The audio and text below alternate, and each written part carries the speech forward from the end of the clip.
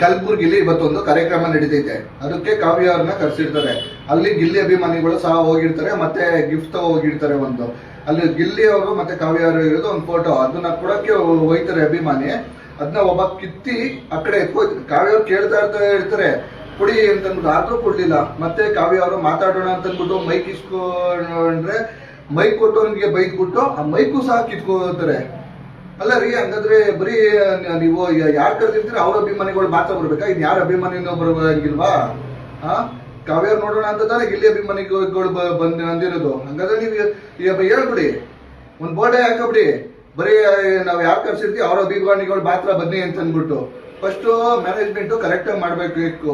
ಸುಮ್ನೆ ಕರ್ಸ್ಬಿಟ್ಟು ಆತರ ಎಲ್ಲ ಹಂಗೆಲ್ಲ ಅವಮಾನ ಮಾಡಬಾರ್ದು, ಯಾರೇ ಸೆಲೆಬ್ರಿಟಿ ಆದ್ರೂ.